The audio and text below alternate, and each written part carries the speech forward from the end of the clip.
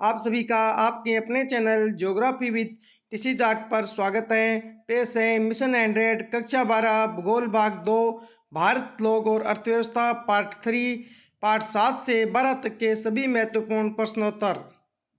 अध्याय 7 खनिज ऊर्जा संसाधन। प्रश्न 1, निम्न में से कौन सा धात्विक खनिज नहीं है? लोहा धात्विक, तांबा धात्विक, बॉक्साइट जिसमें एल्यूमिनियम प्राप्त होता है धात्विक, माइका धात्विक नहीं, ये पत्थर होता है। दूसरा, निम्नलिखित में से कौन सा खनिज भूरा कोयला के नाम से जाना जाता है? लिग्नाइट। सही उत्तर होगा ए, लिग्नाइट। तीसरा, निम्न में से कौन सा अधात्विक खनिज नहीं है?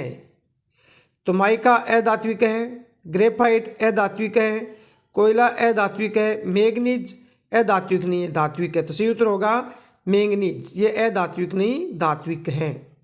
चौथा, भारत में किस किस्म का कोयला सर्वाधिक है? बिटुमिन किस्म का। सही उत्तर होगा बे, बिटुमिन्स। पांचवा, निम्न में से किस खनिज को तरल सोना कहा जाता है? पेट्रोलियम को। सही उत्तर होगा द पेट्रोलियम। प्रश्न 6, gas authority of India limited की स्थापना कब हुई? 1984 में। सही उत्तर होगा ए, 1984। सातवां, बाबा बुदन पहाड़ियाँ कौन से अयस्क के लिए विख्यात है? लोहे अयस्क के लिए। सही उत्तर होगा बे, लोहे अयस्क। प्रश्न 8, निम्न में से कौन सा राज्य मैग्नीज या बॉक्साइट उत्पादन में अग्रणी है? ओडिशा। सही उत्तर होगा बे, ओडिशा। प्रश्न 9, एल्यूमिनियम धातु कौन से अयस्क से प्राप्त होती है? एल्यूमिनियम प्राप्त होता है बॉक्साइट से। सही उत्तर होगा बे, बॉक्साइट। प्रश्न 10, निम्न में से कौन से खनिज का उपयोग विद्युत एवं इलेक्ट्रॉनिक उद्योग में विद्युत अवरोधक के रूप में किया जाता है? अभ्रक। सही उत्तर होगा बे, अभ्रक। प्रश्न 11, भारत का प्रथम तेल उत्पादन क्षेत्र था? डिगबोई, असम। सही उत्तर होगा बे, डिगबोई, असम। प्रश्न 12, परमाणु ऊर्जा आयोग की स्थापना कब हुई? परमाणु ऊर्जा आयोग की स्थापना 1948 में हुई। सही उत्तर होगा ए, 1948। 13, निम्नलिखित में से किस स्थान पर पहला परमाणु ऊर्जा स्टेशन स्थापित किया गया था? तारापुर। सही उत्तर होगा से, तारापुर। प्रश्न 14, निम्न में से कौन सा ऊर्जा का अनवीकरणीय स्रोत है? जल नवीकरणीय, सौर ऊर्जा नवीकरणीय, पवन ऊर्जा नवीकरणीय, ताप। सही उत्तर होगा द, ताप, ये अनवीकरणीय ऊर्जा स्रोत है, ताप ऊर्जा। प्रश्न 15, राजस्थान में किस स्थान पर सौर ऊर्जा शक्ति गृह स्थापित किया गया है? इनमें से जोधपुर, मथानिया। सही उत्तर होगा जोधपुर, मथानिया में ही है। 16, भारत में तेल एवं प्राकृतिक गैस आयोग की स्थापना कब हुई? 1956 में। सही उत्तर होगा बे, 1956। प्रश्न 17, निम्न में से कौन सा ऊर्जा का नवीकरणीय स्रोत है? कोयला अनवीकरणीय, पेट्रोल अनवीकरणीय, नाभिकीय ऊर्जा अनवीकरणीय, जैव भार या बायोमास। यह नवीकरणीय संसाधन है, ऊर्जा का नवीकरणीय संसाधन है जैव भार और बायोमास। प्रश्न 18, हाल ही में तेल एवं प्राकृतिक गैस आयोग ने प्राकृतिक गैस के संभावित भंडार का पता लगाया है? ए में मथानिया, राजस्थान, बे रामनाथपुरा, तमिलनाडु, से नेवली, दे तारापुर। सही उत्तर होगा बे, रामनाथपुरम, तमिलनाडु में। प्रश्न 19, भारत का सबसे बड़ा कोयला क्षेत्र कौन सा है? झरिया। सही उत्तर होगा से, झरिया। नोट याद करने योग्य, धात्विक खनिज कौन कौन से? देखो, लोह धात्विक खनिज में लोहा, मैग्नीज, टंगस्टन, निकिल और कोबाल्ट आते हैं। अलोह धात्विक खनिज में तांबा, बॉक्साइट, टिन आदि आते हैं। सोना, चांदी आदि भी इसी में शामिल होती हैं। अधात्विक खनिज, इनमें ईंधन खनिज, कोयला, पेट्रोलियम, प्राकृतिक गैस आदि। और दूसरा है माइका यानी पत्थर खनिज, इसमें अभ्रक, चूना पत्थर, डोलोमाइट, ग्रेफाइट आदि। प्रश्न 20, निम्नलिखित को सुमेलित कीजिए। अब इन्हें सुमेलित करना है, फिर इन कूट में से देखना है कौन सा सही है। तो देखिए, सबसे पहले है गुरुम, इंसानी और बादाम पाट, ये लोएस के लिए है, तो इनको मिलाएंगे हम लोएस से। सबसे पहले आएगा 4, तो 4 इसमें है, एक तो ए में। दूसरा काला हांडी, काला हांडी है बॉक्साइट के लिए, तो इसे मिलाएंगे हम 3 नंबर बॉक्साइट से। नेलोर, ये अभ्रक के लिए जाना जाता है, नेलोर अभ्रक के लिए, तो ये आएगा 3 नंबर, 2 नंबर, सॉरी, नेलोर अभ्रक के लिए ये 2 नंबर से। फिर बालाघाट, ये तांबा के लिए। तो इस तरह से ही हो गया 4, 3, 2, 1। सही उत्तर होगा ए। प्रश्न 21, निम्न को सुमेलित कीजिए। अब इन्हें हमें सुमेलित करना है। जैसे मुंबई हाई किसके लिए जाना जाता है? पेट्रोलियम, तो ये आएगा पेट्रोलियम। रानीगंज कोयला। फिर मणिकर्णम ये हिमाचल प्रदेश में। भूतापीय ऊर्जा, राउतबाटा परमाणु ऊर्जा, तो ये 1 2 3 4 इस क्रम में आएगा। तो सही उत्तर होगा 1 2 3 4 6 में। सही उत्तर होगा 6। प्रश्न 22, खनिज से क्या तात्पर्य है? खनिजों का वर्गीकरण करें।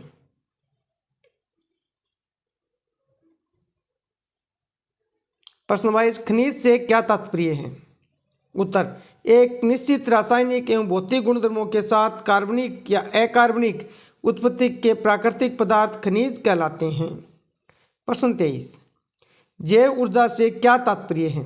उत्तर, वह ऊर्जा जो जैविक उत्पादों जैसे कृषि अवशेष, नगरपालिका व औद्योगिक अपशिष्ट आदि से प्राप्त होती है, जैव ऊर्जा कहलाती है।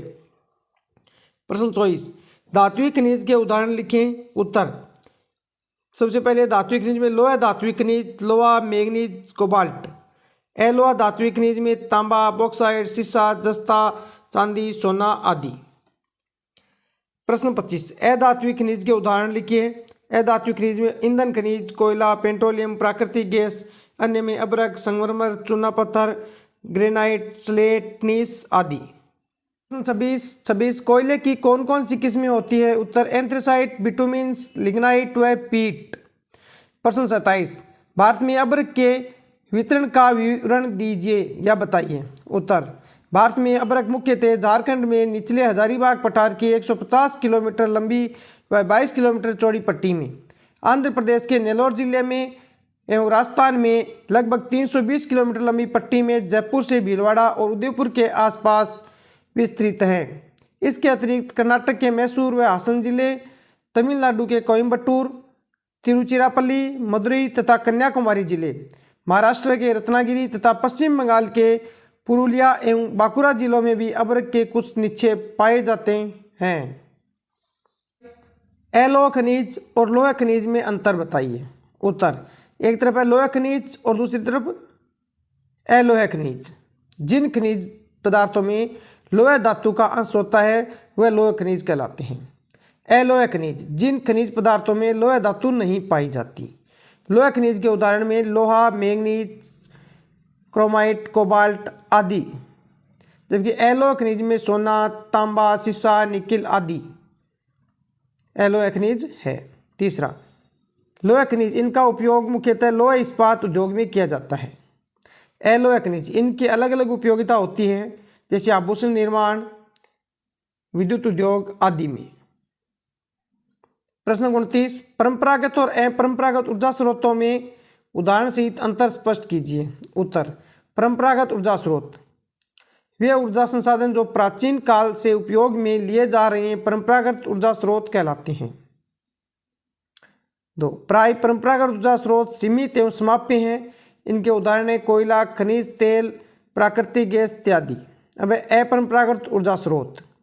अपरंपरागत ऊर्जा स्रोत ऐसे ऊर्जा स्रोत जिन्हें मानव ने आधुनिक युग में ही काम में लेना शुरू किया है, अपरंपरागत ऊर्जा स्रोत कहलाते हैं। प्राय अपरंपरागत ऊर्जा स्रोत असीमित व नवीकरणीय होते हैं। उदाहरण सौर ऊर्जा, पवन ऊर्जा, जल ऊर्जा, भूतापीय ऊर्जा, जैव भार आदि। प्रश्न 30, भारत में कोयला संसाधनों पर विस्तृत टिप्पणी लिखो। उत्तर, कोयला महत्वपूर्ण खनिज है जिसका मुख्य प्रयोग ताप विद्युत उत्पादन तथा लौह अयस्क के प्रगलन के लिए किया जाता है। 2 तरह के निक्षेप भारत में है, गोंडवाना निक्षेप और ट्रसरी निक्षेप। गोंडवाना कोयला निक्षेप भारत में 80% भाग बिटुमिन्स प्रकार का संसाधन पश्चिम बंगाल, झारखंड, झरिया, बोकारो, गिरिडीह तथा कर्णपुरा झारखंड में है। इनके अलावा गोदावरी, महानदी तथा सोन नदी घाटी क्षेत्र है।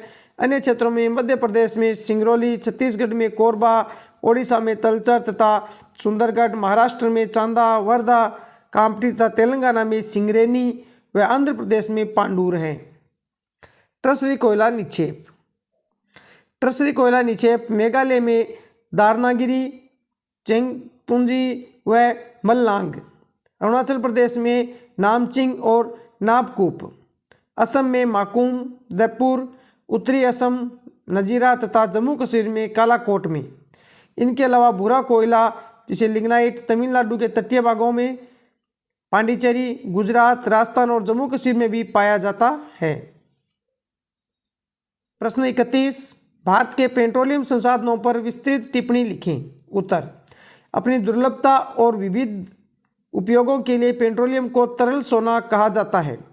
कच्चा पेट्रोलियम द्रव्य और गैसीय अवस्था के हाइड्रोकार्बन से युक्त होता है तथा इसकी रासायनिक संरचना, रंगों और विशिष्ट घनत्व में भिन्नता पाई जाती है। उपयोग, मोटर वाहनों, रेलवे तथा वायुयानों के अंदर दहन ईंधन के लिए ऊर्जा का एक अनिवार्य स्रोत है।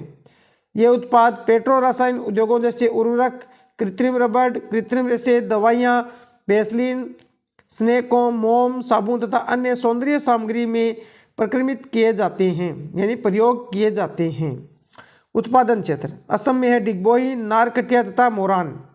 गुजरात में अंकलेश्वर, कलोल, नेसाणा, नवागाम, कोसांबा और लुनेज। महाराष्ट्र में मुंबई हाई जो समुद्र में स्थित है। 4, अन्य क्षेत्र कृष्णा, गोदावरी तथा कावेरी बेसिन में। नोट, भारत में 2 प्रकार के तेल शोधन कारखाने हैं। क, क्षेत्र आधारित डिगबोई तेल शोधन कारखाना। ख, बाजार आधारित बरौनी तेल शोधन कारखाना। प्रश्न 32, लौह अयस्क पर संक्षिप्त टिप्पणी लिखें। उत्तर, भारत में लौह अयस्क के प्रचुर संसाधन है। हमारे देश में लौह अयस्क के 2 प्रमुख प्रकारों हेमेटाइट और मैग्नेटाइट का प्रमुख रूप से खनन किया जाता है। भारत में संचित भंडार, भारत में एशिया के विशालतम लौह अयस्क भंडार पाए जाते हैं। लौह अयस्क के कुल आरक्षित भंडारों का लगभग 95% भाग ओडिशा, झारखंड, छत्तीसगढ़, कर्नाटक, गोवा, आंध्र प्रदेश तथा तमिलनाडु राज्य में स्थित हैं। प्रमुख उत्पादन क्षेत्र, नंबर 1 ओडिशा, यह भारत का सबसे बड़ा लौह अयस्क उत्पादन राज्य है। यहाँ गुरुम हिसानी, सुलायतन, सुलाएपत, बादाम पहाड़, किरुबिरू, बोनाई प्रमुख खाने हैं। दूसरा, झारखंड में नोआमंडी और गुआ। छत्तीसगढ़ में बेलाडीला, डल्लीराजरा, दुर्ग में राजराजिले। चौथा, कर्नाटक में होसपेट क्षेत्र, बाबा बुदन पहाड़ी और कुंद्रेमुख आदि। 5वां, महाराष्ट्र में चंद्रपुर, भंडारा तथा रत्नागिरी। प्रश्न 33, निम्नलिखित नवीकरण योग्य स्रोतों को विस्तार से समझाइए। पहला, सौर ऊर्जा, दूसरा पवन ऊर्जा, तीसरा भूतापीय ऊर्जा, चौथा जैव ऊर्जा। उत्तर, सौर ऊर्जा। सूर्य से ऊष्मा व प्रकाश के रूप में प्राप्त ऊर्जा सौर ऊर्जा कहलाती है। अन्य सभी अनवीकरणीय ऊर्जा स्रोतों की अपेक्षा सौर तापीय प्रौद्योगिकी अधिक लाभप्रद है। ये लागत प्रतिस्पर्धी, पर्यावरण अनुकूल तथा निर्माण में आसान है। ये सामान्यतः हीटरों, फसल शुष्कों, कुकर्स आदि जैसे गुजरात और राजस्थान में सौर ऊर्जा के विकास की अधिक संभावनाएं हैं। पवन ऊर्जा, ये पूर्ण रूप से प्रदूषण मुक्त और ऊर्जा का असमाप्य स्रोत है। पवन की गतिज ऊर्जा को टरबाइन के माध्यम से विद्युत ऊर्जा में बदला जाता है। भारत में पवन ऊर्जा के लिए गुजरात, महाराष्ट्र, राजस्थान तथा कर्नाटक में अनुकूल परिस्थितियां हैं। तीसरा, भूतापीय ऊर्जा, जब पृथ्वी के गर्भ से मैग्मा निकलता है तो अत्यधिक ऊष्मा निर्मुक्त होती है। इस ऊर्जा को विद्युत ऊर्जा में परिवर्तित किया जा सकता है। इसके अलावा गीजर कूपों से निकलने वाली गर्म पानी से ताप ऊर्जा पैदा की जा सकती है। भारत में भूतापीय ऊर्जा संयंत्र हिमाचल प्रदेश के मणिकर्ण में अधिकृत किया जा चुका है। चौथा, जैव ऊर्जा, बायोमास, पशुओं आदि का मलमूत्र, गोबर और पेड़ पौधों आदि के पत्ते। जैव ऊर्जा उस ऊर्जा को कहा जाता है जिसे जैविक उत्पादों से प्राप्त किया जाता है, जिसमें कृषि अवशेष, नगरपालिका, औद्योगिक तथा अन्य अपशिष्ट शामिल होते हैं। जैव ऊर्जा को विद्युत ऊर्जा, ताप ऊर्जा तथा खाना पकाने के लिए गैस में परिवर्तित किया जा सकता है। नगरपालिका कचरे को ऊर्जा में बदलने वाली ऐसी एक परियोजना नई दिल्ली के ओखला में स्थित है। अध्याय 8, निर्माण उद्योग। प्रश्न 1, राउरकेला इस्पात संयंत्र कब व कहाँ और किसके सहयोग से स्थापित किया गया? उत्तर, 1959 में ओडिशा में जर्मनी के सहयोग से स्थापित किया गया। दूसरा, भिलाई इस्पात संयंत्र कब, कहाँ और किसके सहयोग से स्थापित किया गया? उत्तर 1959 में छत्तीसगढ़ में रूस के सहयोग से स्थापित किया गया। तीसरा, दुर्गापुर इस्पात संयंत्र कब, कहाँ और किसके सहयोग से स्थापित किया गया? उत्तर 1962 में पश्चिम बंगाल में यूनाइटेड किंगडम के सहयोग यानी ब्रिटेन के सहयोग से स्थापित किया गया। चौथा, बोकारो इस्पात संयंत्र कब, कहाँ किसके सहयोग से स्थापित किया गया? उत्तर 1964 में झारखंड में रूस के सहयोग से स्थापित किया गया। तो रूस के सहयोग से झारखंड में बोकारो और भिलाई यानी छत्तीसगढ़ में रूस के सहयोग से, एक तो हो गया भिलाई छत्तीसगढ़ रूस के सहयोग से, दूसरा बोकारो झारखंड ये रूस के सहयोग से। प्रश्न 5, भारत में द्वितीय पंचवर्षीय योजना के अंतर्गत विदेशी सहयोग से कौन कौन से लोह इस्पात संयंत्र स्थापित किए गए? उत्तर राउरकेला जर्मनी के सहयोग से, भिलाई रूस के सहयोग से और दुर्गापुर यूनाइटेड किंगडम ब्रिटेन के सहयोग से। ये दूसरी पंचवर्षीय योजना में स्थापित हुई। प्रश्न 6, भारत की पहली आधुनिक सूती वस्त्र मिल की स्थापना कब हुआ, कहाँ की गई? उत्तर 1854 में मुंबई में कवासजी डाबर द्वारा।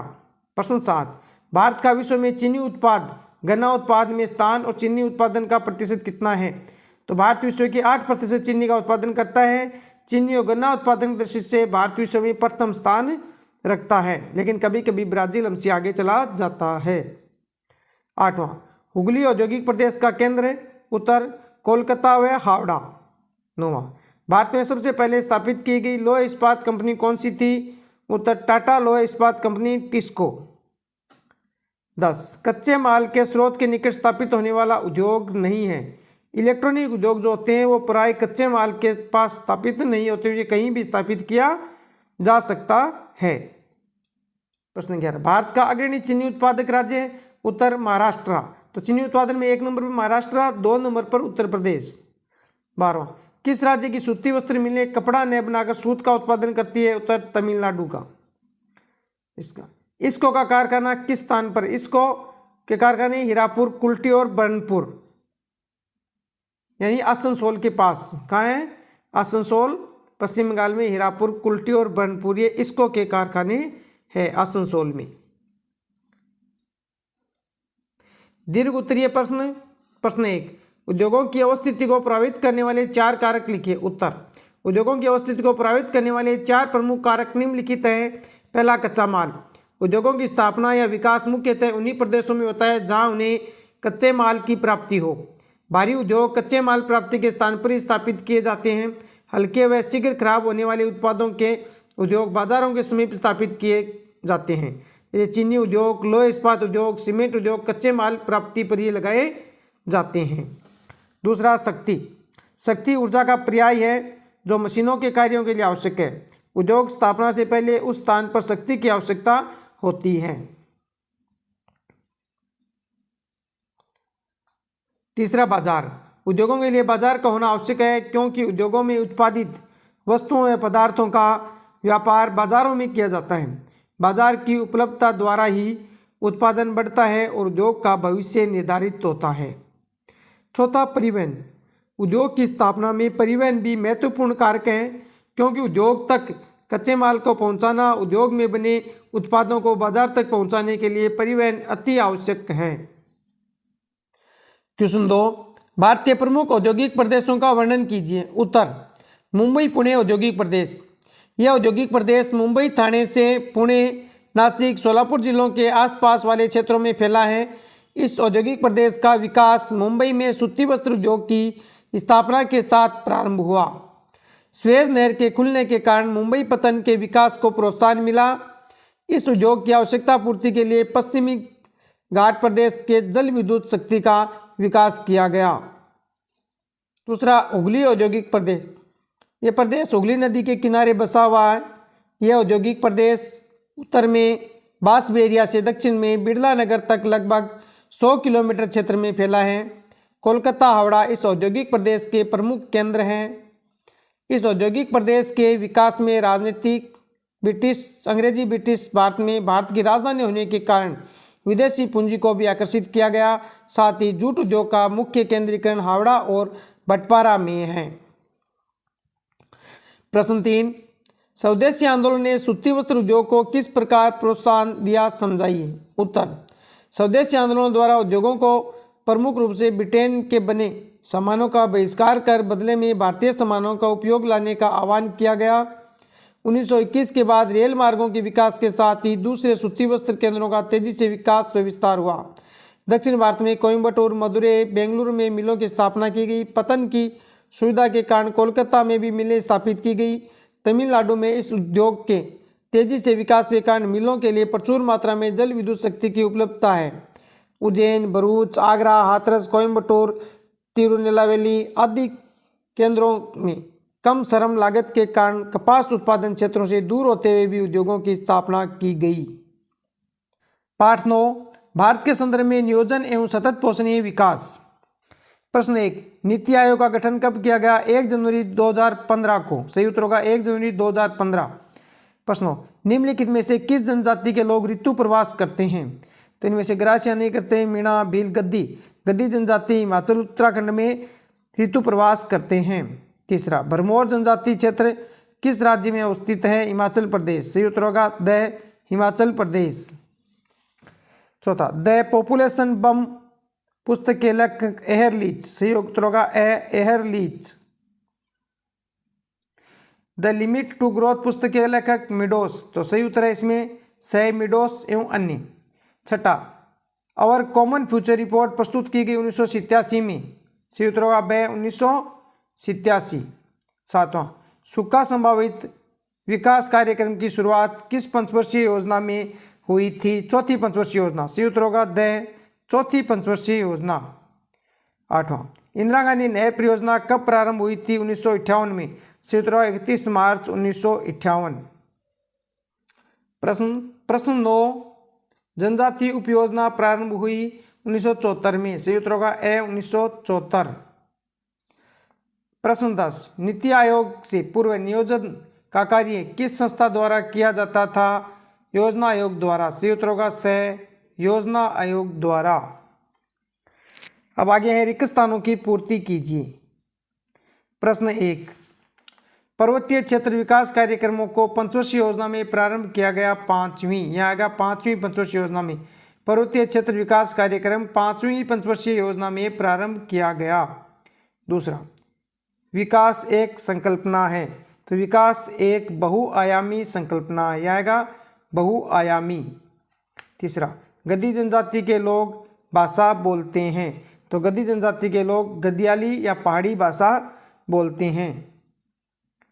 चौथा, आवर कॉमन फ्यूचर रिपोर्ट को रिपोर्ट भी कहा जाता है।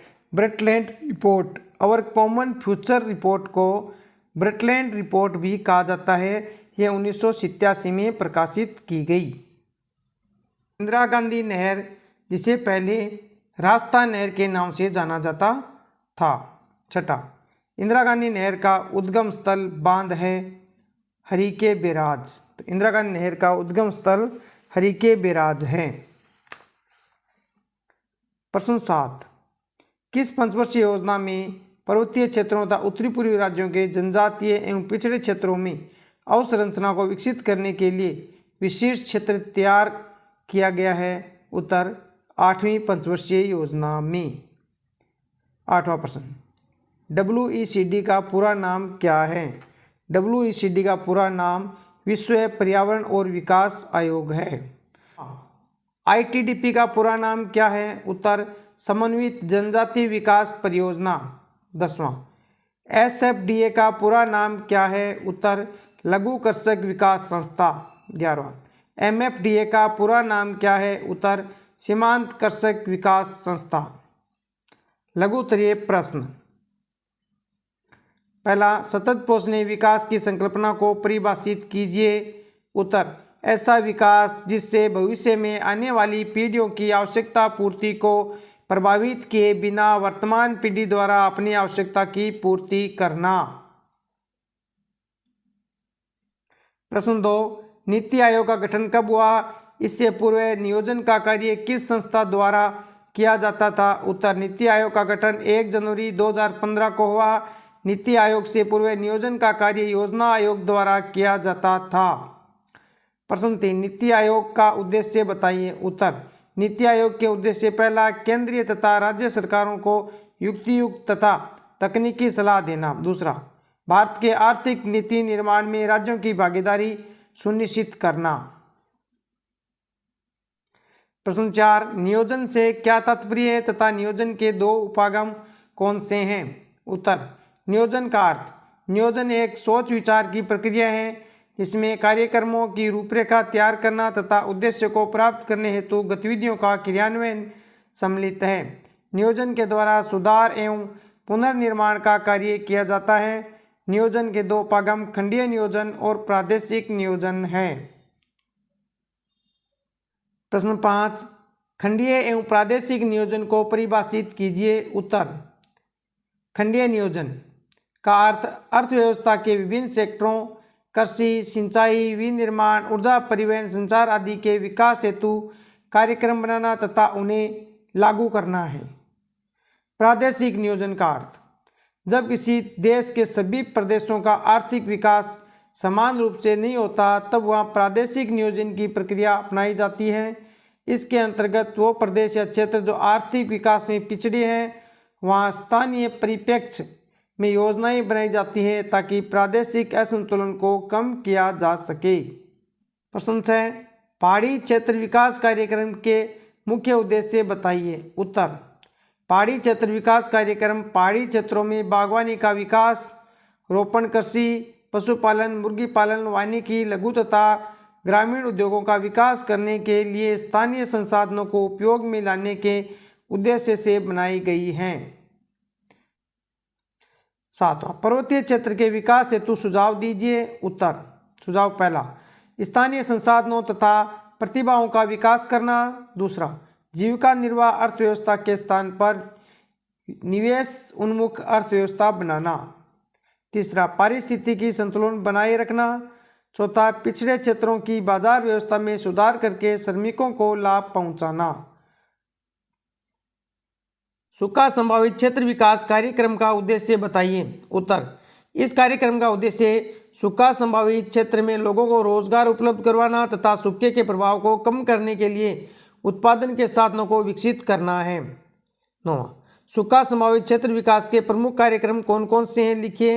उत्तर, चौथी पंचवर्षीय योजना में इसके अंतर्गत अधिक श्रमिकों की आवश्यकता वाले सिविल निर्माण कार्यों पर बल दिया गया था, परंतु पांचवी पंचवर्षीय योजना में इसके कार्य क्षेत्र में सिंचाई परियोजनाओं, भूमि विकास कार्यक्रम, नवीकरण, चरागाह विकास और आधारभूत ग्रामीण अवसंरचना जैसे विद्युत, सड़कों, बाजार, ऋण सुविधाओं और सेवाओं को सम्मिलित किया गया। प्रश्न 10, इंदिरा गांधी नहर में चरणों पर टिप्पणी लिखिए। उत्तर, इंदिरा गांधी नहर का निर्माण 2 चरणों में पूरा हुआ। प्रथम चरण, इस चरण का कमान क्षेत्र गंगानगर, हनुमानगढ़ और बीकानेर जिले के उत्तरी भागों में विस्तृत है। दूसरा, प्रथम चरण में कृषि योग्य कमान क्षेत्र 5.53 लाख हेक्टेयर है। तीसरा, इस चरण में सिंचाई की शुरुआत 1960 के दशक में आरंभ हुई। द्वितीय चरण, इस चरण का कमान क्षेत्र बीकानेर, जैसलमेर, जोधपुर, नागौर और चूरू जिलों में विस्तृत है। इस चरण में कृषि योग्य कमान क्षेत्र 14.10 लाख हेक्टेयर है। तीसरा, इस चरण में सिंचाई की शुरुआत 1980 के मध्य दशक में आरंभ हुई।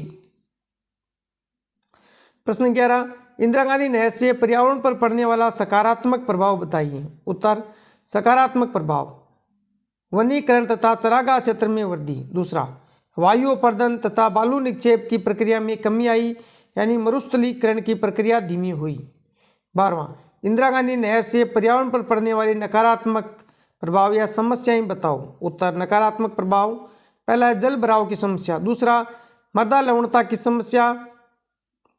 13वां प्रश्न, इंदिरा गांधी नहर से क्षेत्र की कृषि अर्थव्यवस्था पर क्या प्रभाव पड़ा, स्पष्ट कीजिए। उत्तर, सिंचित क्षेत्र में विस्तार होने से बोए गए क्षेत्र में वृद्धि हुई। 2, फसलों की संघनता में वृद्धि हुई। 3, पारंपरिक फसलों बाजरा, ग्वार व चना की जगह गेहूं, कपास, मूंगफली और चावल ने ले ली। और चौथा, पशुधन पालन में वृद्धि हुई। प्रश्न 14, इंदिरा गांधी नहर कमांड क्षेत्र में सतत पोषणीय विकास को बढ़ावा देने वाले उपाय बताएं। उत्तर, इंदिरा गांधी नहर कमांड क्षेत्र में सतत पोषणीय विकास को बढ़ावा देने वाले उपाय निम्न है। पहला, जल प्रबंधन नीति का कठोरता से क्रियान्वयन होना चाहिए। दूसरा, कम पानी में उत्पादित होने वाली फसलों की बुआई को बढ़ावा देना चाहिए। तीसरा, जलाक्रांत तथा लवण से प्रभावित भूमि का पुनरुद्धार किया जाना चाहिए। चौथा, वनीकरण और वृक्षों की रक्षक मेखला का निर्माण तथा चारागाह विकास किया जाना चाहिए। प्रश्न 15, इंदिरा गांधी नहर की व्याख्या निम्नलिखित बिंदुओं के आधार पर कीजिए। पहला, शुरुआत। दूसरा, उद्गम स्थल, कमांड क्षेत्रफल। चौथा, लिफ्ट नहरें। उत्तर, शुरुआत। इंदिरा गांधी नहर परियोजना 31 मार्च 1958 को प्रारंभ हुई। उद्गम स्थल पंजाब के हरीके बांध से जो सतलज नदी पर बना है। तीसरा, कमांड क्षेत्र 19.63 लाख हेक्टेयर यानी 20 लाख हेक्टेयर भूमि इसका कमांड क्षेत्र है। चौथा, लिफ्ट नहरें। इंदिरा गांधी नहर में सभी लिफ्ट नहरें मुख्यतः नहर के बाएं किनारे से निकलती है। ये लिफ्ट नहरें ढाल के विपरीत जल प्रवाह हेतु जल को बार बार मशीनों से ऊपर उठाया जाता है, इसे लिफ्ट कहते हैं। इनकी संख्या लगभग 8 है, या लिफ्ट नहरों की संख्या 8 है।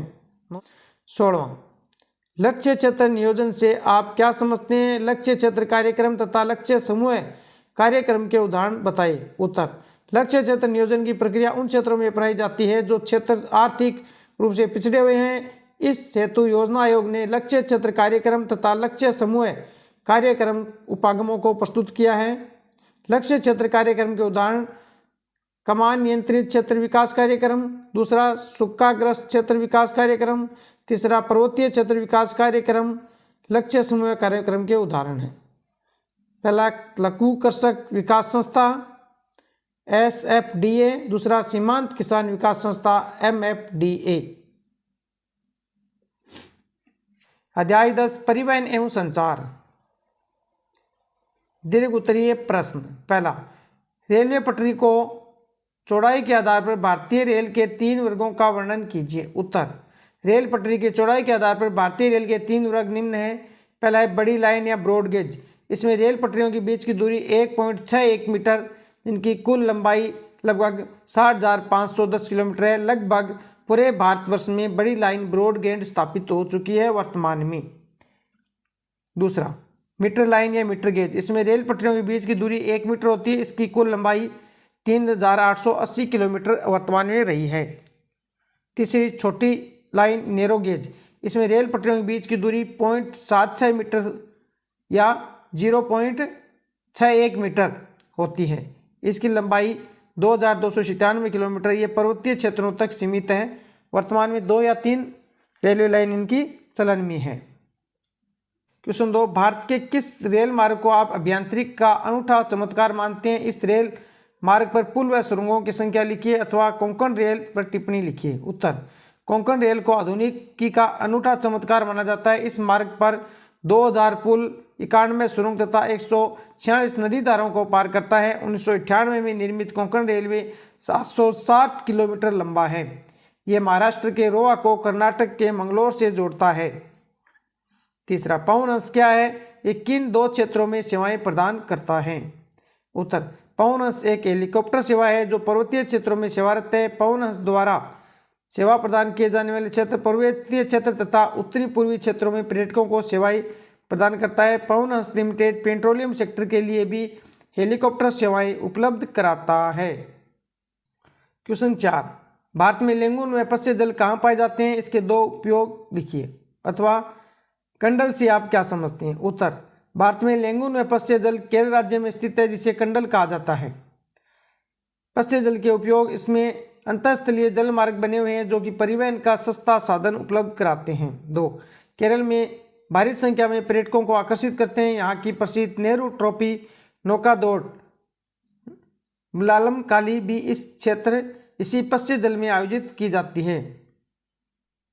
क्वेश्चन 5, पाइपलाइन परिवहन से आप क्या समझते हैं? भारत में यह कार्य किस कंपनी या निगम द्वारा किया जा रहा है तथा भारत की प्रमुख पाइपलाइनों के नाम लिखिए अथवा भारत में तेल एवं गैस पाइपलाइनों के विषय में लिखिए। उत्तर, पाइपलाइन परिवहन, पाइपलाइन एक गैस एवं तरल पदार्थों का लंबी दूरी तक परिवहन हेतु अत्यधिक सुविधाजनक एवं सक्षम प्रणाली है। इसके द्वारा ठोस पदार्थों को भी घोल या गारा में बदलकर परिवहित किया जा सकता है। कंपनी या निगम, ऑयल इंडिया लिमिटेड OIL द्वारा कच्चे तेल एवं प्राकृतिक गैस को अन्वेषण, उत्पादन एवं परिवहन का कार्य किया जाता है। भारत की प्रमुख पाइपलाइनें, पहली असम के नारकटिया तेल क्षेत्र से बरौनी तेल शोध कारखाने तक, दूसरी अंकलेश्वर से कोयली तक, तीसरी मुंबई हाई से कोयली तक, चौथा हजीरा विजयपुर जगदीशपुर पाइपलाइन, चौथा हजीरा विजयपुर जगदीशपुर पाइपलाइन HVJ, पांचवा सलाया गुजरात से मथुरा तक, छठा नुमालीगढ़ से सिलीगुड़ी तक। प्रश्न 6, स्वर्णिम चतुर्भुज परियोजना और उत्तर दक्षिण पूर्व पश्चिम कॉरिडोर गलियारे पर टिप्पणी लिखिए। उत्तर, राष्ट्रीय महामार्गों के विकास, रखरखाव तथा प्रचालन का कार्य भारतीय राष्ट्रीय महामार्ग प्राधिकरण द्वारा किया जाता है। इस प्राधिकरण ने देश में कई प्रमुख राष्ट्रीय महामार्ग विकास परियोजनाएं प्रारंभ की। इसमें से प्रमुख निम्न प्रकार है। पहली है स्वर्णिम चतुर्भुज परियोजना। इसके अंतर्गत 5,846 किलोमीटर लंबी 4 लेन अथवा 6 लेन वाले उच्च संघनता का यातायात गलियारा शामिल है, जो 4 बड़े महानगरों दिल्ली, मुंबई, चेन्नई, कोलकाता को जोड़ते हैं। इस परियोजना के निर्माण से भारत के उन महानगरों के बीच समय, दूरी तथा यातायात लागत में कमी आई है। दूसरा, उत्तर दक्षिण तथा पूर्व पश्चिम गलियारा कॉरिडोर। उत्तर दक्षिण गलियारा का उद्देश्य श्रीनगर से कन्याकुमारी को जो 4,016 किलोमीटर लंबे मार्ग द्वारा जोड़ना है। पूर्व पश्चिम गलियारा का उद्देश्य सिलचर असम से पोरबंदर गुजरात को 3,640 किलोमीटर लंबे मार्ग द्वारा जोड़ना है। प्रश्न 7, भारत में वायु परिवहन की विवेचना निम्नलिखित बिंदुओं के आधार पर कीजिए। पहला शुरुआत, ब प्रबंध और स महत्व है। उत्तर, ए शुरुआत। भारत में वायु परिवहन की शुरुआत 1911 में इलाहाबाद से नैनी के बीच की गई। ब भारत में वायु परिवहन का प्रबंध एयर इंडिया द्वारा किया जाता है। एयर इंडिया यात्रियों तथा नौ बाहर यातायात के लिए बहुराष्ट्रीय वायु सेवाएं उपलब्ध कराता है। स वायु परिवहन का महत्व, परिवहन का तीव्र साधन के कारण लंबी दूरी को कम समय में तय करने में सहायकता। तीसरा, दुर्गम इलाकों तक पहुंचने हेतु। क्वेश्चन 8, सीमा सड़क संगठन की विवेचना निम्नलिखित बिंदुओं के आधार पर कीजिए। ए स्थापना, ब उद्देश्य, स कार्य या उपलब्धि। उत्तर, ए स्थापना। सीमा सड़क संगठन की स्थापना 1960 में हुई, मई 1960 में हुई। ब उद्देश्य, इसका उद्देश्य में पहला, देश के उत्तरी तथा उत्तरी पूर्वी सीमा से सटी सामरिक दृष्टि से महत्वपूर्ण सड़कों के तीव्र एवं समन्वित सुधार के माध्यम से आर्थिक विकास को गति देना। दूसरा, रक्षा तैयारियों को मजबूती प्रदान करना। इस स में कार्य, अति ऊंचाई वाले पर्वतीय क्षेत्रों में चंडीगढ़ को मनाली तथा लेह से जोड़ने वाली सड़क बनाई। दूसरा, सामरिक दृष्टि से संवेदनशील क्षेत्रों में सड़कें बनाने व अनुसरण करना तथा साथ ही अति ऊंचाई वाले क्षेत्रों में बर्फ हटाने का कार्य भी करता है। 9वां, अंतरस्थलीय जल मार्ग से आप क्या समझते हैं? भारतीय किन्हीं 2 राष्ट्रीय जल मार्गों की विवेचना कीजिए। उत्तर, अंतरस्थलीय जल मार्ग के अंतर्गत नदियां, नहरें, झीलें, पश्चिम जल तथा संकरी खाड़ियां आदि आते हैं। देश के परिवहन में लगभग 1% योगदान अंतरस्थलीय जल मार्गों का है। भारत के राष्ट्रीय जल मार्ग नंबर 1, इसका विस्तार इलाहाबाद से हल्दिया तक 1620 किलोमीटर है और ये गंगा नदी पर है। दूसरा है राष्ट्रीय जल मार्ग 2 विस्तार, ये सदिया से धुबरी तक 891 किलोमीटर और ब्रह्मपुत्र नदी में है। तीसरा, राष्ट्रीय जल मार्ग नंबर 3, इसका विस्तार कोटापुरम से कोल्लम तक 16 किलोमीटर, ये पश्चिमी तटीय नहर चापाकारा तथा उद्योग मंडल नहर द्वारा है। राष्ट्रीय जल मार्ग नंबर 4, ये नहर काकीनाडा और पुडुचेरी नहर स्टेज के साथ गोदावरी व कृष्णा नदी का विशेष विस्तार 1078 किलोमीटर तक है। 5वां, राष्ट्रीय जल मार्ग 5, ये मातई नदी, महानदी के डेल्टा और ब्रह्मणी नदी तथा पूर्वी तटीय नहर के साथ हैं। 5वां, राष्ट्रीय जल मार्ग 5, ये मातई नदी, महानदी के डेल्टा, ब्रह्मणी नदी तथा पूर्वी तटीय नहर के साथ 588 किलोमीटर में फैला है। क्वेश्चन 10, निम्नलिखित जन संचार तंत्रों पर टिप्पणी लिखिए। पहला है रेडियो और दूसरा टेलीविजन। उत्तर, ए रेडियो। रेडियो की शुरुआत 1923 में रेडियो क्लब ऑफ बॉम्बे द्वारा भारत में रेडियो का प्रसारण प्रारंभ हुआ। उसके बाद 1936 में से ऑल इंडिया रेडियो, तथा 1997 में आकाशवाणी में बदल दिया गया। दूसरा कार्यक्रम रेडियो पर सूचना, शिक्षा, मनोरंजन से जुड़े विभिन्न प्रकार के कार्यक्रमों का प्रसारण होता है।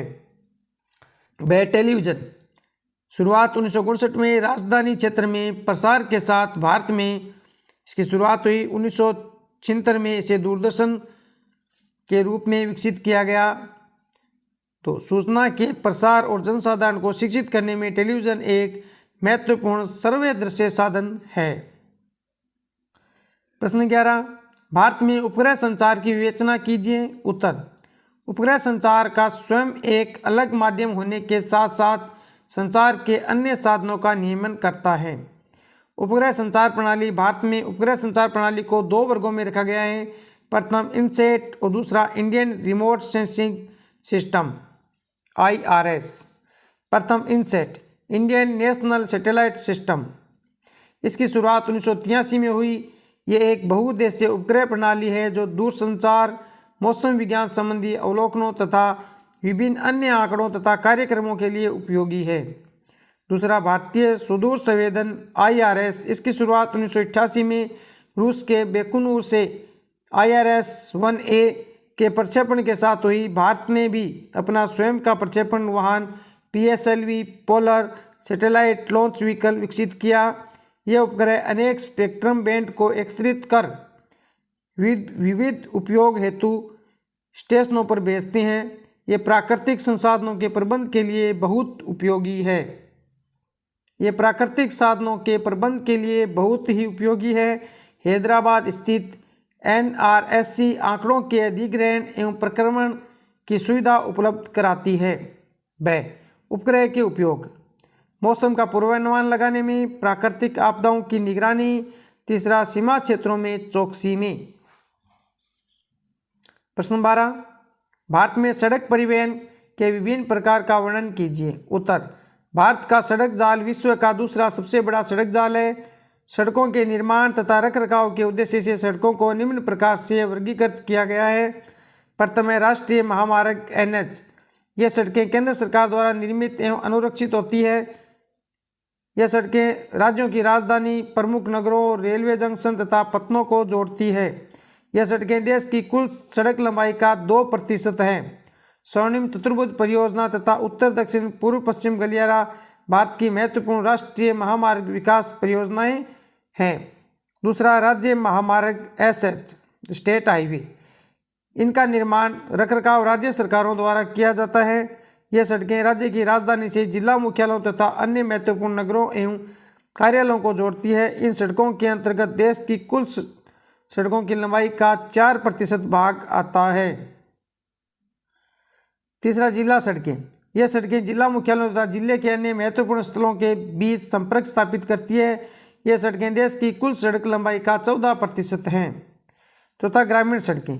यह सड़कें ग्रामीण क्षेत्र को आपस में जोड़ने में महत्वपूर्ण भूमिका निभाती है। इसके अंतर्गत देश की सड़कों की लंबाई का 80% भाग आता है। अन्य सड़कें इसके अंतर्गत सीमांत सड़कें एवं अंतर्राष्ट्रीय महामार्गों को शामिल करते हैं। 13, भारतीय रेल के 6 रेल मंडल तथा इनके मुख्यालय लिखिए। उत्तर, इधर रेल मंडल और इधर मुख्यालय। पहला है सेंट्रल यानी मध्य रेलवे रेल मंडल, यह है मुंबई में। दूसरा, ईस्टर्न पूर्वी रेलवे मंडल, यह है कोलकाता में। तीसरा, नॉर्दर्न यानी उत्तरी रेलवे मंडल, ये नई दिल्ली में। वेस्टर्न यानी पश्चिमी रेल मंडल, ये मुंबई चर्च गेट। सदर्न यानी दक्षिणी रेल मंडल, यह है चेन्नई में। और नॉर्थ वेस्टर्न उत्तर पश्चिमी रेल मंडल, यह है जयपुर में। प्रश्न 14, परिवहन एक संगठित सेवा उद्योग है, व्याख्या कीजिए। उत्तर, परिवहन समाज की आधारभूत आवश्यकताओं की पूर्ति हेतु बना संगठित उद्योग है। प्रत्येक देश ने प्रतिरक्षा के उद्देश्य से विभिन्न प्रकार के परिवहन का विकास किया है। परिवहन के साधन व्यापार में महत्वपूर्ण भूमिका निभाते हैं। प्रश्न 15, परिवहन एवं संचार में अंतर स्पष्ट कीजिए। उत्तर, इधर परिवहन इधर संचार।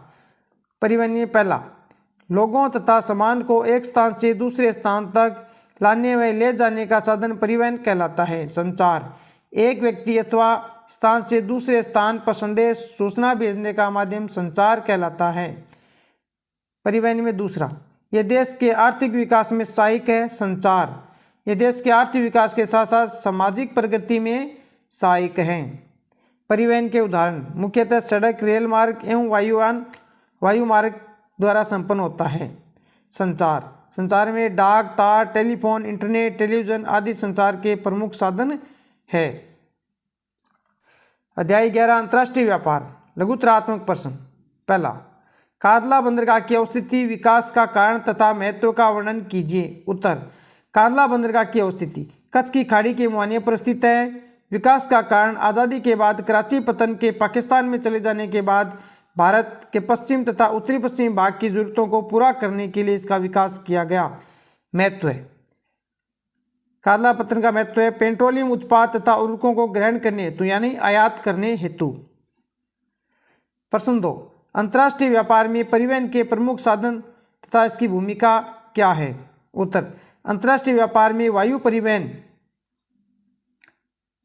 तथा जल परिवहन का विशेष महत्व है। वायु परिवहन द्वारा उच्च मूल्य तथा शीघ्र खराब होने वाली वस्तुओं का, जबकि जल परिवहन द्वारा भारी वस्तुओं को परिवहित किया जाता है। क्वेश्चन 3, भारत के आयात संगठन में आए परिवर्तन का उल्लेख कीजिए। उत्तर, भारत के आयात संगठन में समय के साथ आए बदलाव निम्नलिखित है। 1950-60 के दशक में खाद्यान्न, पूंजीगत माल एवं मशीनरी का आयात प्रमुख था, जो हरित क्रांति के बाद बंद हो गया। दूसरा, 1973 के बाद पेट्रोलियम तथा उर्वरकों का आयात प्रमुख रहा था। तीसरा, वर्तमान समय में पेट्रोलियम पदार्थ तथा उर्वरकों के साथ साथ मशीनरी एवं उनके कलपुर्जे, खाद्य तेल, रसायन प्रमुख मद है।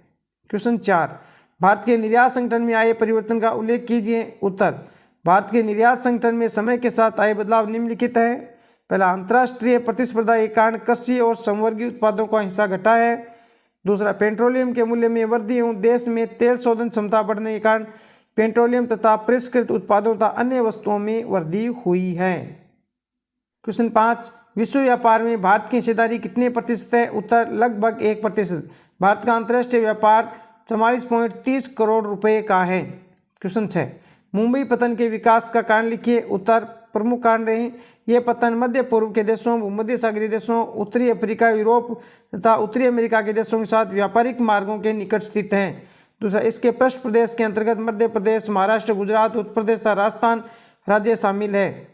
क्वेश्चन 7, वर्ष 16-17 की अवधि में भारत का आयात निर्यात क्रमशः 18,52,340 तथा 25,77,422 करोड़ रुपए का था। भारत के व्यापार संतुलन की स्थिति स्पष्ट कीजिए तथा राष्ट्रहित में सुझाव दीजिए। उत्तर, इस समय अवधि के निर्यात की अपेक्षा आयात का मूल्य अधिक है। परिणामतः भारत का व्यापार संतुलन प्रतिकूल यानी ऋणात्मक रहा है। राष्ट्रहित में सुझाव, आयात निर्भरता कम करना। दूसरा, निर्यात आपूर्ति को बढ़ाना। क्वेश्चन 8, जोधपुर के एक हस्तशिल्प व्यापारी के लिए अपना माल निर्यात हेतु कौन सा बंदरगाह सर्वाधिक लाभकारी रहेगा, क्यों। उत्तर, हस्तशिल्प व्यापारी द्वारा अपने माल के निर्यात हेतु कांडला बंदरगाह सर्वाधिक लाभकारी रहेगा, क्योंकि जोधपुर के कांडला बंदरगाह ही सबसे नज़दीक है। इससे समय व धन की बचत होगी। क्वेश्चन 9, भारत को अंतर्राष्ट्रीय व्यापार में हिस्सेदारी बढ़ाने हेतु कौन से उपाय अपनाने चाहिए। उत्तर, भारत को अंतर्राष्ट्रीय व्यापार में हिस्सेदारी बढ़ाने हेतु निम्नलिखित उपाय अपनाने चाहिए। पहला, आयात उदारीकरण। दूसरा, आयात कर में कमी करें। तीसरा, डी लाइसेंसिंग। चौथा, प्रक्रिया से उत्पाद के पेमेंट में बदलाव। क्वेश्चन 10, भारत के विदेशी व्यापार की विशेषताएं बताइए। उत्तर, प्रमुख विशेषताएं, भारत का अधिकांश विदेशी व्यापार समुद्री और वायु मार्गों द्वारा होता है। भारत में व्यापार संतुलन प्रतिकूल ऋणात्मक है, क्योंकि आयात की तुलना में निर्यात कम है। विश्व व्यापार में भारत के व्यापार की हिस्सेदारी लगभग 1% है। क्वेश्चन 11, उन महत्वपूर्ण मदों और वस्तुओं के नाम बताइए जिन्हें भारत आयात व निर्यात करता है। उत्तर, भारत द्वारा आयात की जाने वाली प्रमुख वस्तुएं पेट्रोलियम एवं उत्पाद। दूसरा, मोती एवं बहुमूल्य रत्न। तीसरा, एलॉय धातुएं। चौथा, रासायनिक उत्पाद। पांचवा, खाद्य तेल। छठा, उर्वरक। सातवां, चिकित्सकीय एवं फार्मा उत्पाद। भारत द्वारा निर्यात की जाने वाली प्रमुख वस्तुएं या मद। पहला, विनिर्मित वस्तुएं। दूसरा, कृषि एवं संवर्गीय उत्पाद। तीसरा, खनिज, ईंधन एवं लुब्रिकेट। चौथा, अयस्क व खनिज। निम्नलिखित को सुमेलित कीजिए। इधर पतन और इधर इनकी अवस्थिति। तो कांडला पतन कहाँ है, कच्छ की खाड़ी में। जवाहरलाल नेहरू पतन ये मुंबई में, मारमागोवा पतन गोवा में, न्यू मंगलोर पतन कर्नाटक में और पारादीप महानदी डेल्टा में। तो इनको सही तरीके से लगाना कैसे है, लिखना कैसे है, वो उत्तर में नीचे है। उत्तर कांडला पतन कच्छ की खाड़ी, जवाहरलाल नेहरू पतन मुंबई, मारमागोवा पतन गोवा, न्यू मंगलोर पतन कर्नाटक और पारादीप महानदी डेल्टा। प्रश्न 13, पतन व पोताश्रय में अंतर लिखिए। उत्तर पतन पोताश्रय में निम्न अंतर है, इधर पतन और इधर पोताश्रय। पतन पतन पर जहाज़ों में सामान चढ़ाने व उतारने की सुविधा होती है, 1 नंबर। पोताश्रय पर जहाज समुद्री लहरों और तूफानों से सुरक्षा प्राप्त करते हैं। पतन में दूसरा, यहाँ पर स्थल व समुद्र आपस में मिलते हैं। तीसरा, पोताश्रय में स्थल भाग और समुद्र से मिला हुआ नहीं होता है। पतन तीसरा, यहाँ पर जहाज़ों से माल उतारा व लादा जाता है। तीसरा, यहाँ पर जलियानों की मरम्मत, ईंधन भरने, गोदाम व माल वितरण की सुविधा होती है। 14, निम्नलिखित को सुमेलित कीजिए। इधर मुख्य पतन, इधर अनुषंगी पतन यानी सहायक पतन। मुंबई पतन, मुंबई का सहायक पतन है जवाहरलाल नेहरू पतन। कोलकाता पतन, इसका सहायक पतन है हल्दिया पतन। चेन्नई पतन, इसका सहायक पतन है एनोर पतन। अब इन्हें उत्तर में ऐसे लिखना है, इधर मुख्य पतन, इधर अनुषंगिक पतन। मुंबई जवाहरलाल नेहरू पतन, कोलकाता पतन हल्दिया पतन, चेन्नई पतन एनोर पतन। 15, पृष्ठ प्रदेश या हार्टलैंड से आप क्या समझते हैं। उत्तर पृष्ठ प्रदेश किसी पतन का स्थल की ओर वह विस्तृत भूभाग है जहाँ से आयात और निर्यात की जाने वाली वस्तुएं वितरित तथा प्राप्त की जाती हैं, पृष्ठ प्रदेश कहलाता है। पृष्ठ प्रदेश का स्पष्ट रूप से सीमांकन नहीं किया जा सकता क्योंकि विभिन्न पतनों के पृष्ठ प्रदेश एक दूसरे को अतिव्यापन करते हैं। जैसे मुंबई का पृष्ठ प्रदेश मध्य प्रदेश, उत्तर प्रदेश और महाराष्ट्र व गुजरात है। प्रश्न 16, भारत के पूर्वी तट तथा पश्चिम तट पर स्थित पतनों के नाम लिखिए। उत्तर पश्चिम तट पर स्थित बंदरगाह, पहला है कादला पतन गुजरात में, मुंबई पतन महाराष्ट्र में, जवाहरलाल नेहरू पतन ये मुंबई के पास, मारमागोवा पतन गोवा में, न्यू मंगलोर पतन कर्नाटक में और कोच्चि पतन केरल में। पूर्वी तट के पतन, कोलकाता पतन पश्चिम बंगाल में नीचे, हल्दिया पतन कोलकाता के पास ही हल्दिया पतन है, पारादीप उड़ीसा में, चौथा विशाखापट्टनम पतन आंध्र प्रदेश, चौथा एनोर पतन चेन्नई के पास इसका अनुषंगिक पतन है, और चेन्नई पतन ये तमिलनाडु में, तुतीकोरन पतन तमिलनाडु में। प्रश्न 17, भारत में कितने पतन हैं तथा प्रमुख प्राकृतिक पतनों के नाम लिखिए। प्राकृतिक पतन बताने हैं। उत्तर भारत में 12 प्रमुख तथा 200 छोटे और मंझोले पतन हैं। प्रमुख प्राकृतिक पतन में मारमागोवा पतन, कांडला पतन गुजरात, मुंबई पतन और कोच्चि पतन केरल है। क्वेश्चन 18, भारत के विभाजन के बाद कौन से 2 पतन भारत से अलग हो गए थे। उत्तर कराची पतन और चिटगांव पतन, कराची पाकिस्तान, चिटगांव बांग्लादेश। 19वां, अरब सागर की रानी किसे कहा जाता है, इसके मुहाने पर कौन सा पतन है। उत्तर अरब सागर की रानी बेबानंद कयाल झील को अरब सागर की रानी कहा जाता है, इसके मुहाने पर कोच्चि पतन है। क्वेश्चन 20, कोलकाता पतन की अवस्थिति तथा विकास के कारणों का उल्लेख कीजिए। उत्तर इसकी अवस्थिति हुगली नदी पर अवस्थित है जो बंगाल की खाड़ी से 128 किलोमीटर अंदर स्थल भाग में स्थित है। ये नदी बंदरगाह है, ज्वारी बंदरगाह है। विकास का कारण कोलकाता ब्रिटिश भारत की आरंभिक राजधानी होने का आरंभिक लाभ मिला था, परंतु वर्तमान में अन्य पतनों और अनुषंगिक पतनों के विकास के कारण इस पतन की सार्थकता कम रह गई है। क्वेश्चन 21, भारत के सबसे उत्तरी और दक्षिणी पतन कौन से हैं। उत्तर भारत का सबसे उत्तरी पतन कांडला और दक्षिणी पतन तुतीकोरन तमिलनाडु में, श्रीलंका और तमिलनाडु के मध्य में। 22वां, विशाखापट्टनम पतन की विशेषताएं लिखिए। उत्तर यह एक भू आबद्ध पतन है, इसे ठोस चट्टान व बालू को काटकर एक नहर द्वारा समुद्र से जोड़ा गया है। क्वेश्चन 23, चेन्नई पतन के दबाव को कम करने के लिए कौन सा पतन का विकास किया गया। उत्तर एनोर पतन व तुतीकोरन पतन। 24वां प्रश्न, पतन विदेशी व्यापार के केंद्र बिंदु है, व्याख्या कीजिए। उत्तर विश्व में जितना भी व्यापार होता है जिनका अधिकांश भाग पतनों द्वारा होता है, पतन अपने पृष्ठ प्रदेश से आयातित माल को वितरित तथा निर्यातित माल को संग्रहित करने में महत्वपूर्ण भूमिका निभाते हैं। इस संदर्भ में पतन को विदेशी व्यापार का केंद्र बिंदु कहा जाता है। प्रश्न 25, विदेशी व्यापार व घरेलू व्यापार में अंतर लिखिए। उत्तर, विदेशी व्यापार एक राष्ट्र का अन्य राष्ट्रों के साथ वस्तुओं सेवाओं का आदान प्रदान विदेशी व्यापार कहलाता है, जिससे राष्ट्र का आर्थिक विकास होता है। घरेलू व्यापार एक राज्य या अन्य राज्यों के साथ वस्तुओं और सेवाओं के आदान प्रदान घरेलू व्यापार कहलाता है, इससे राज्यों का आर्थिक विकास होता है। क्वेश्चन 26, भारत के प्रमुख पत्तन और उनका पृष्ठ प्रदेश बताओ। उत्तर, चेन्नई पत्तन, इसका पृष्ठ प्रदेश तमिलनाडु और पुडुचेरी है। विशाखापट्टनम पत्तन, इसका पृष्ठ प्रदेश आंध्र प्रदेश और तेलंगाना है। पारादीप पत्तन, इसका पृष्ठ प्रदेश ओडिशा, झारखंड व छत्तीसगढ़ है। कोलकाता पत्तन, इसका पृष्ठ प्रदेश पश्चिम बंगाल, बिहार, सिक्किम और उत्तरी पूर्वी राज्य हैं। 5वां, मुंबई पत्तन, इसके पृष्ठ प्रदेश में मध्य प्रदेश, महाराष्ट्र, उत्तर प्रदेश और राजस्थान शामिल हैं। क्वेश्चन 27, अंतर्राष्ट्रीय व्यापार में महासागरीय मार्गों की तुलना में वायु मार्गों की भूमिका कम होने के कारण लिखिए। उत्तर, अंतर्राष्ट्रीय व्यापार में वायु परिवहन लंबी दूरी तक उच्च मूल्य और शीघ्र खराब होने वाले सामान को कम समय में लाने ले जाने के लिए लाभदायक है, परंतु परिवहन का महंगा साधन होने तथा भारी सामान को लाने ले जाने में अनुपयुक्त होने के कारण अंतर्राष्ट्रीय व्यापार में वायु परिवहन की भागीदारी कम है। पाठ 12, भौगोलिक परिप्रेक्ष्य में चयनित कुछ मुद्दे एवं समस्याएं। निम्नलिखित में से सर्वाधिक प्रदूषित नदी कौन सी है? ब्रह्मपुत्र, यमुना, सतलुज, गोदावरी। सबसे प्रदूषित नदी यमुना और गंगा है, इनमें है यमुना। दूसरा, निम्नलिखित में से कौन सा रोग जलजन्य है? नेत्रलेशमा शोथ नहीं है, शोषण संक्रमण यह नहीं है, अतिसार, श्वसन नली शोथ, संयुक्त रोगाशय, अतिसार ये जलजन्य रोग हैं, अतिसार। तीसरा, निम्नलिखित में से कौन सा अम्ल वर्षा का एक कारण है? जल प्रदूषण, सौर प्रदूषण, भूमि प्रदूषण, वायु प्रदूषण। तो अम्ल वर्षा का प्रमुख कारण वायु प्रदूषण है। कौन सी गैस ओजोन परत को नुकसान पहुंचाती है? क्लोरोफ्लोरोकार्बन, संयुक्त रोग ब क्लोरोफ्लोरोकार्बन।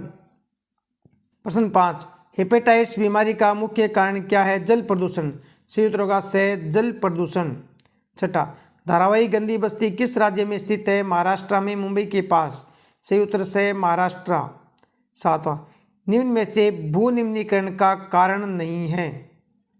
मृदा अपरदन, लवणता, भूक्षारीयता ये सभी मृदा निम्नीकरण के कारक हैं। उर्वरक ये कारक नहीं हैं। 8वां, ध्वनि के मापन की इकाई है डेसिबल, संयुक्त रोग से डेसिबल।